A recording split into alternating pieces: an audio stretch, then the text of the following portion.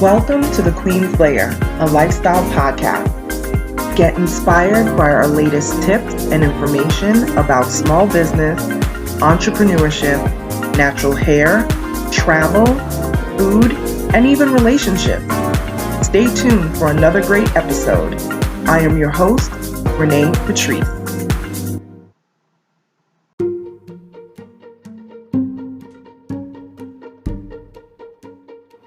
Welcome back, everybody. Thank you so much for tuning into my podcast once again. We're living in a crazy world. I'm just going to jump right into it. There's no reason to delay. We're living in a crazy world. I didn't particularly want to do 2 back-to-back podcasts talking about political stuff. I tried to insert those things here and there, but this is just this is the circus that we didn't want to come to town. I mean, that's really what it has been, and I don't even know how else to say it. I'm baffled by all of it.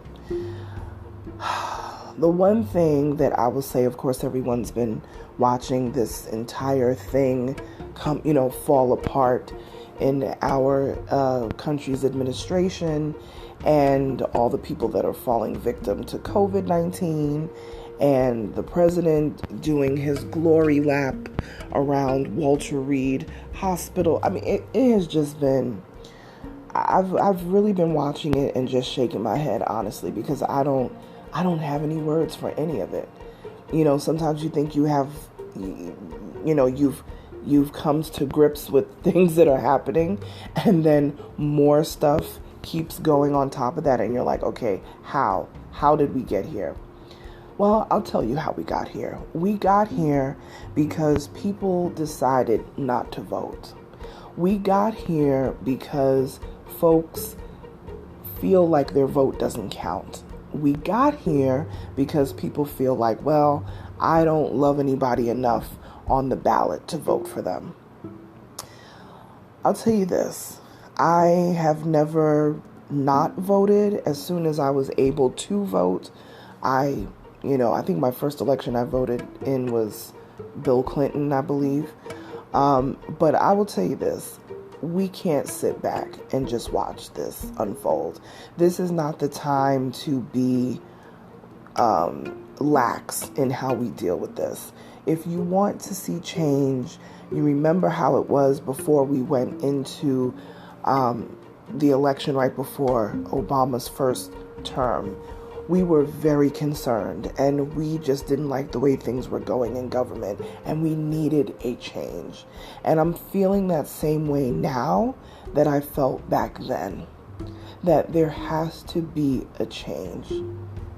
And it doesn't mean that Biden is perfect. It does not mean that he doesn't come with baggage. Every single politician, whether it is from your local politicians to your presidential, people running for president, there is always going to be something you don't like. I think, I've always seen the praises of, Obama and all of that, but listen, not everything that I love about Obama and his policies, but he did garner respect. This president is not getting respect. When you don't get respect, I don't have to love you. I don't have to love all the things about what you do, but if I respect you, that is a whole different situation. There are plenty of Republican folks out there that I may not agree with what they say, but they're respectful, and I respect them. This is not the time to be lax. This is not the time to sit back and, I'm not going to vote. And, this is the time that we have to be out voting in record numbers. And maybe this whole COVID situation was meant to happen for us to really wake up and see what's going on, for us to really care about what's going on. I know there are a lot of Trump supporters who I see all the time, who I know, who I'm cool with, that are completely sidelined by what their presidential pick is doing. They are now, never was on the fence before, now they're on the fence because they're like, what is this guy up to? What is he doing? You putting people in serious medical harm's way by wanting to take this lap around the hospital, by wanting to, go back to the White House and, whether his doctors approved it or not. This cannot be good. There can be nothing positive about moving around outside without a mask, and you are highly contagious with a deadly virus. And I know people keep saying the virus is only, like 1% fatality rate. And it does not matter. When you take into consideration 1% of all of the millions and billions or whatever amount of people around the world, this is a lot. There have been over 35 million cases globally, and in the United States, it's almost at 7.5 million just in the U.S. And they've already topped globally. Over 1 million people have died globally. And in the U.S., I think I read, I don't know if I read it online or whatever, I think we're at 210,000 now in this country. So out of 1 million, a little over 1 million people who have succumbed to this horrific virus, almost a quarter of that is coming from the U.S. alone. Because we have an administration that refuses to do a national mask mandate. And I know people are going to say the mask does not, cure anything. It does not. Nobody ever said that it did. But what it does do is it reduces the numbers. It reduces the chance of, transmission.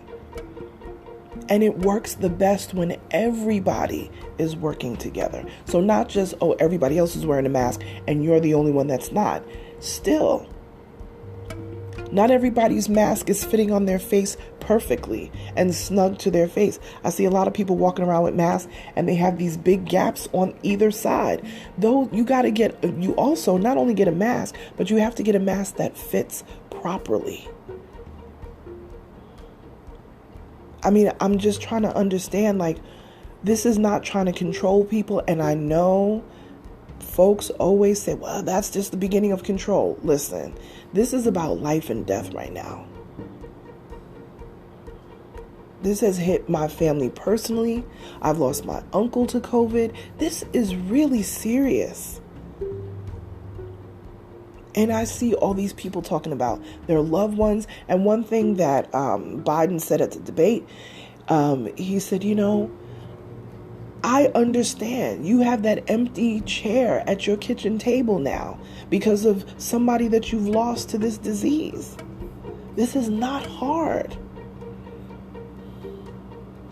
We have to stop making excuses and be like, they're trying to control it. Listen.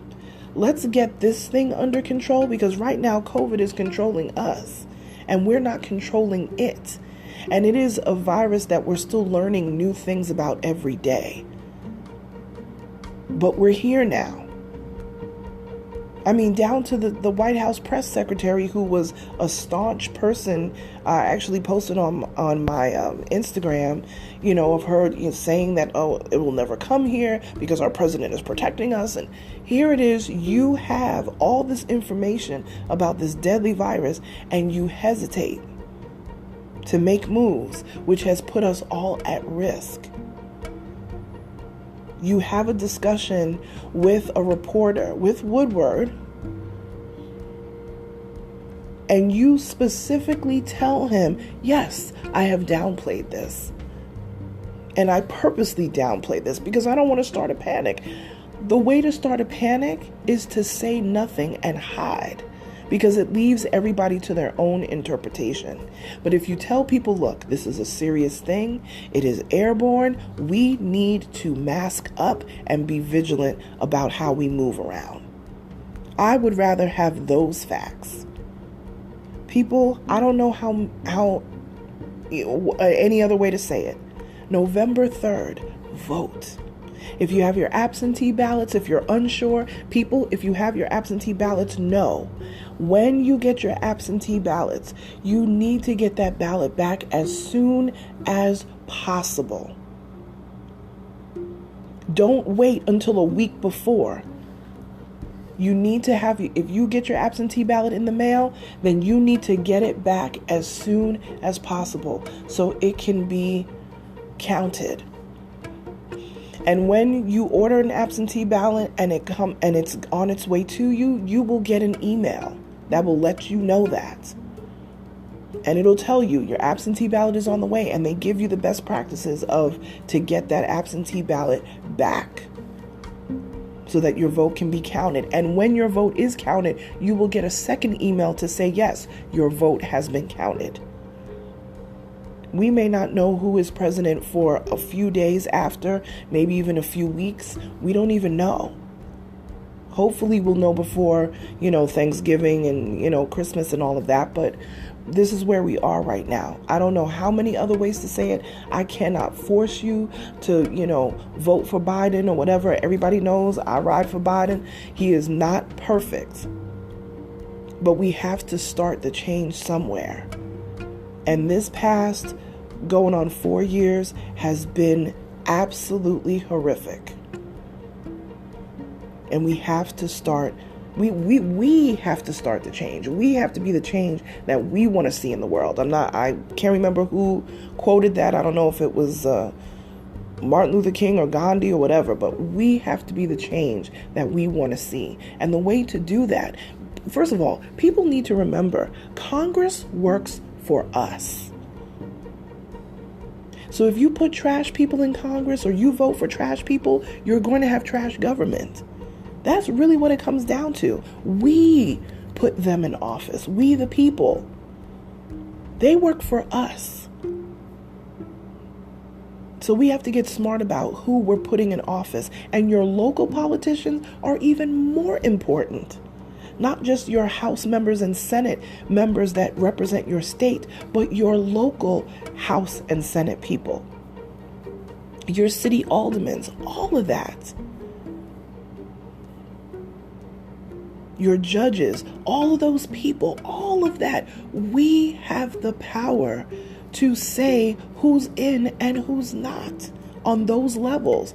Use the power that you have. And I said it before in another podcast, but I'm going to say it in this one too. Too many people died and fought and drowned and hung from trees and light posts and worked in cotton fields and beaten and raped and pillaged for you to have the freedom that you have. And I know people will say, it doesn't sound like I'm free if I'm going through that. But you sitting back and not voting doesn't help that at all. Exercise your right before you don't have it. If you want to talk to me on social media, feel free. I'm fired up about this because I always try to stay middle of the road because I've been in the political world for years. And I've been on the Hill and in the House, House members and Senate member offices and all of that. So I know how this works from the inside out. And this is not the time to be lax. This is the time to really step up and show that we truly want change. And a way to do that is to show it with your vote. Feel free to contact me on social media. Feel free to join in the conversation. A lot of times people will respond to my stories. If you listen to this podcast, let people know about it. Share this podcast. Share the episode that you were listening to and tag me in it at Onyx Queen Media on all socials. Tag me. Let me know that you listen to my podcast. Let me know if you have an opinion about one of the, podcasts and you want to talk about it some more. I would love to do that. I love connecting with my people who support me on my podcast. I absolutely love it. Every now and then I get folks in my DMs from other countries, from Nigeria and South Africa, and oh my gosh, it's really interesting how this podcast has, spanned across the countries, not just this country, but other countries, internationally. So thank you so much for tuning into this podcast. And I look forward to having a more positive outlook on some things. But we're in the home stretch. We're less than a month out. And now is the time for change. So contact me, info@OnyxQueenMedia if you want to email me, and connect with me on social media @OnyxQueenMedia. Talk to you soon, you guys. Bye.